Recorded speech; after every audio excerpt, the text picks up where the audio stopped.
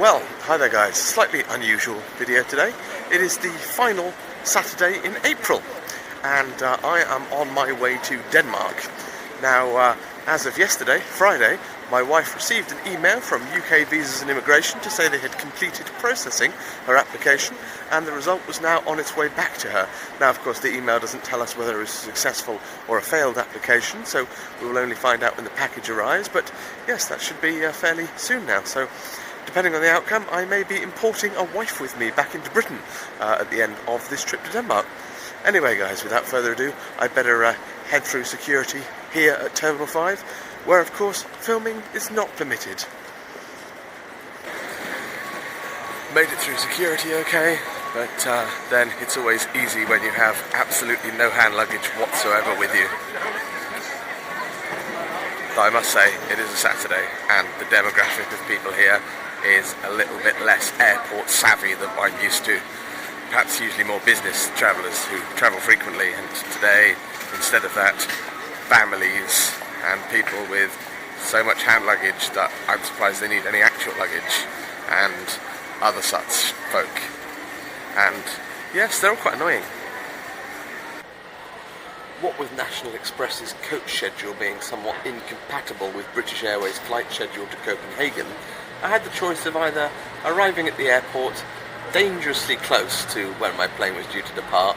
I say dangerously because National Express doesn't have a great track record for being on time, or 4 hours before my flight was due to depart, so I chose the 4-hour option. Now, because of that, we have a little bit of time here together, you and I. So, let's recap on the immigration process to date. So, my wife and I placed our application with UK Visas and Immigration for her settlement visa at the end of December. And it was a priority application, so cost a fair bit more. And there were some sort of indications that you might expect 15 to 30 working days for such an application, but no guarantees on anything at all, ever, with UK VI. Though they have internal targets around 60 days for everyone and everything. But anyway, yes, well, a couple of months went by with nothing at all really going on. My wife had a change of address in the interim, and that was a absolute, complete, total fail in terms of how that was handled by them. And in fact, during that process, the new address that she'd given, someone else's passport and documents got sent to, so that was a joy. Fortunately, the other entity was able to figure out where it had gone and arrange their own courier to come and get it from my wife, so that was interesting. China, I hope your application was successful and that you've now travelled from Germany to Britain. Anyway, back to my wife's application. Then after about 2 months, there was a request through for some additional documentation, so it kind of looked like they hadn't even looked at the application for a couple of months, so we responded with that documentation within 24 hours, and then another month went by, and then another month, and we were up to working day 60 something or other of the application, after 4 months after applying, and lo and behold, yes, the email arrives to say your documents are on your way back to you. So we should have an outcome in due course. I'd like to take this opportunity to quote a very wise man indeed, and say, "Rescue whale is here." Let me tell you what I absolutely love in crowded places where there are lots of people moving. Well, 2 things. The first one is people who are walking along not looking where they're going. Now, I know you might think here I am walking along holding out a camera, but at least I'm holding it off to the side and I am mostly paying attention to where I'm going, and I do have peripheral vision and so on and so forth. But no, I mean people who are looking at their phones, people who don't seem to be able to be detached from their phones, just staring into their phones, walking along and looking up very, very occasionally. And yes, just kind of getting in everyone's way. And the other thing, the thing that I absolutely love, is when you're walking along in a big crowd of people and suddenly someone, without even looking behind them to see if there's anyone there or anything, just stops and everyone behind them just piles into the back of them. I didn't actually look behind me to see if there's anyone behind me, but I hope there wasn't. If there was, well, I'm sure you'll tell me in the comments. Anyway, yes, those are the 2 things I enjoy in crowded places with lots of people. not too many hours left to wait now for my flight. People also are terrible at general gate etiquette. The biggest problem seems to be that since at Terminal 5 they introduced a group system whereby the important travellers board first, and then people are boarded in groups which start at the rear of the plane, moving forward to the front of the plane so that people aren't in other people's way during boarding. A much more efficient way to board. People just ignore any of these calls. You know, they call out, you know, boarding group 1, boarding groups 2 and 3 or whatever, and just some people just pile up. The moment there's the vaguest hint that boarding might be happening for someone, these people just pile up, start lining up, just bundling to get onto the plane. And it's just ridiculous. And it's great when British Airways staff send them away, send them to the back of the queue, tell them to go and sit down again. But a lot of the time it just seems like it's ignored, and when people from Group 5 turn up while they're boarding Group 2, they just process them and let them on the plane. These people should be made to suffer greatly for their total lack of etiquette protocol. Behind me, we have the world of whiskies. Think of it as being like the normal world, but of whiskies. My good associate, the Beard, does enjoy the world of whiskies. He likes to go in there and look at the prices of things and then come back and tell us about it. It's always very interesting. Only a little over half an hour until my gate shows now. It's been quite fun wandering around this airport for a good 3 hours. Why is it that duty-free airports are the only places that you can buy giga-scale packages of various items? I mean, granted, it's probably not the best for your health to be buying giga-scale packages of these kind of items particularly regularly, but it would be nice to know that you could buy them all over the place. These are big packages, and who doesn't want to buy big things? On a long wait at an airport, I love to review a food or drink product. Everybody knows this. And I was feeling a little thirsty, so I went into the W.H. Smith and acquired for myself this beverage here. Now, it's by Volvic, so it's a name you know, it's a name you trust. Volvic Touch of Fruit. They have added a fruit flavour to a water beverage. Notably, of course, this is sugar-free, so it is quite literally water with some flavour. Let's try it. I've recently been drinking flavoured water, though often in the summer fruits or strawberry flavour. This will be my first time enjoying a lemon and lime touch of fruit, so let's see how it is. Oh yes, it does have a very citrusy smell about it. Very citrusy indeed. Now, let's take a sip.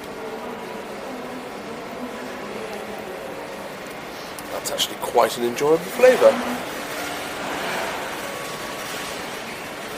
There's a very sweet taste to it, actually, given that it is a sugar-free gentleman, which is always nice if you like that kind of thing. I mean, it certainly doesn't taste much like ordinary water. It's much more exciting than that. Hopefully it'll be enough to encourage the kids to drink something a little closer to water and a little further away from highly sugared, highly carbonated, highly caffeinated, whatever it is that are in the drinks that the kids love nowadays. Drinks. Volvic, touch of fruit. Very good. Well, I think I'll give this a rating of 7.8 out of 10 on the flavour scale. Oh. Only a little hour, over an hour to my flight now.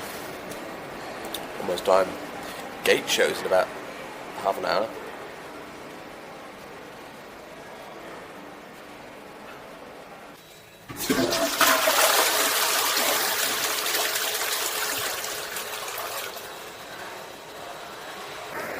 One of the fun games we get to play at Heathrow is Guess the Gate. Now, when I travel from Copenhagen back to Heathrow, the gate is 9 times out of 10 always the exact same gate.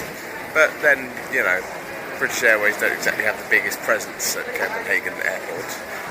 But here at Heathrow Terminal 5, where it's exclusively British Airways, yes, the gate will be very, very variable. Sometimes it goes to the A gates, sometimes the B gates. Maybe I've had to go through the C gates, I can't really remember. But as the seasoned traveller will know, as long as you don't get to the airport too early, you can often, you know, go to a desk and ask for an indicative gate, and they'll usually know what it's going to be before it shows up on the board. But you know, it can change. But no, where's the fun in that? I like to come to the boards right before it says gate will show at, and right now it says gate will show at 1640. And firstly, see whether or not it gets to 1641, and it still says gate will show at 1640. That's a common one. Or whether or not it just says gate will show at 1640 until a few minutes later, and then nothing shows up, and then it says gate will show at 1650, or sometimes it just says please wait.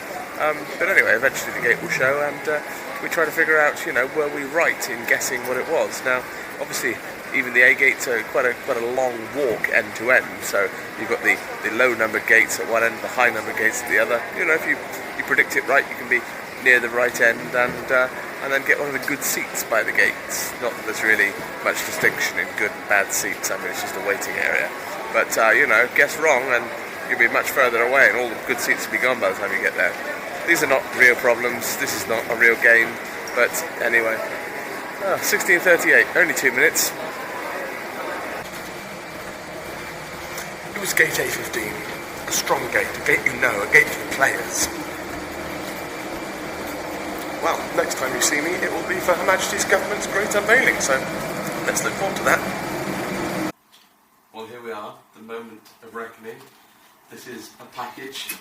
You will see the package is unopened. We do not yet know what is inside. You guys probably know what's inside, because the fact that you're watching this on YouTube means that it was a good output, because I'll be damned if I'm going to upload it if it's a bad outcome. So you're watching this, so yay, it was an acceptance. We don't know it yet. Would you like to open it, madam?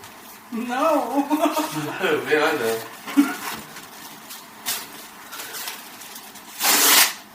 Oh gosh.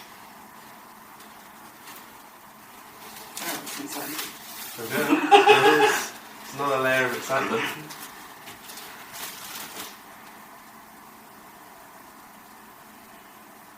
Okay, nothing there yet.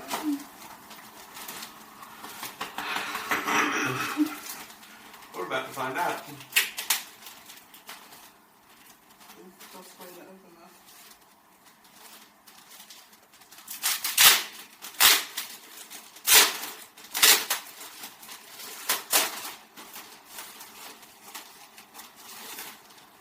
Passport.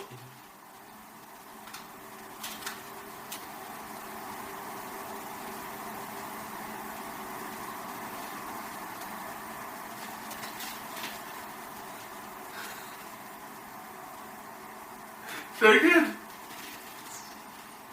Yay! Yay! Yay! Yay! Yay!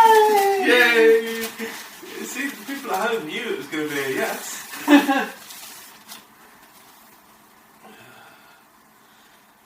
Dear Meredith Clark Sturmey, your application for a UK visa has been successful.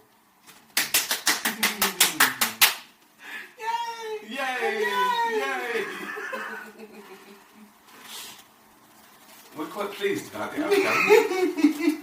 It has been 4 months in the making. I hope I remember to turn the camera on, because we probably can't fake that a second time. UK entry clearance. Work permitted. No public funds. Meredith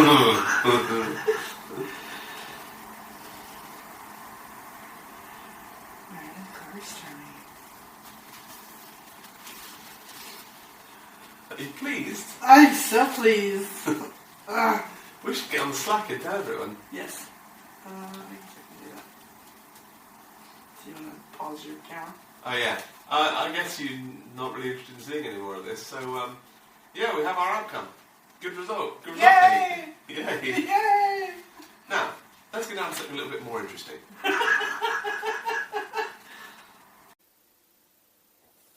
Corny. Big. White chocolate. I don't know of many hotel rooms that have a consumer unit just sat in them.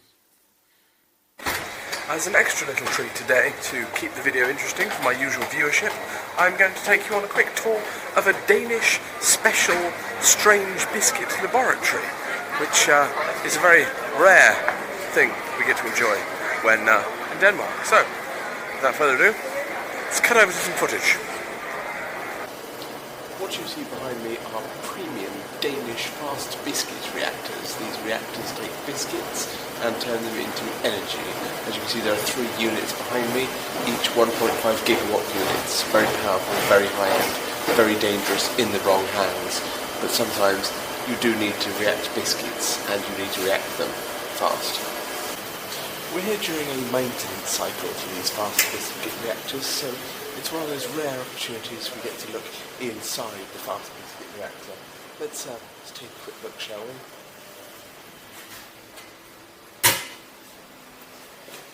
Well, ordinarily that would be full of pieces of broken biscuit in a supercharged plasma, generating a great deal of energy for the surrounding neighbourhood.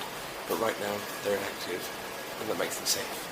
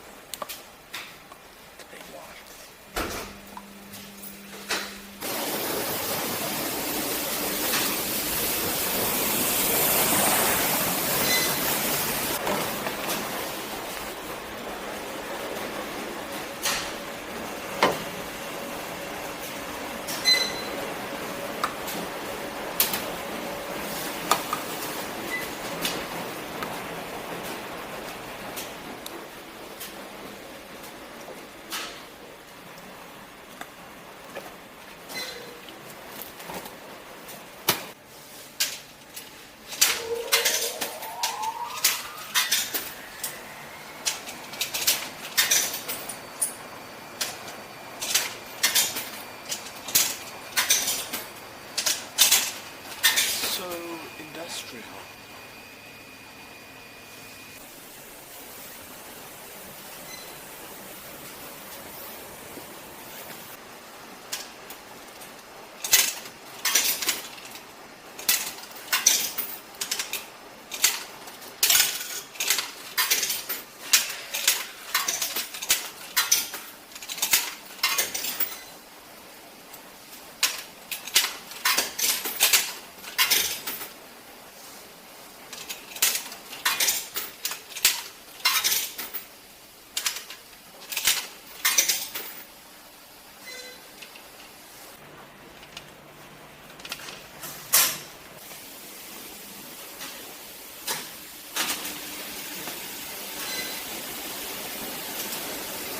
Very industrial. Very industrial.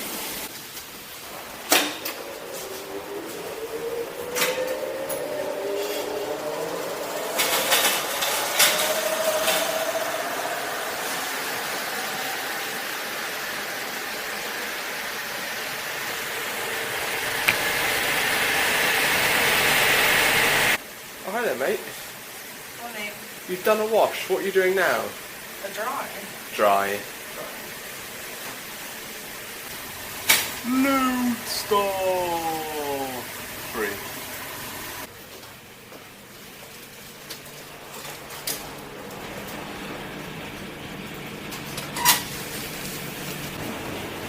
Should be tumbling, mate.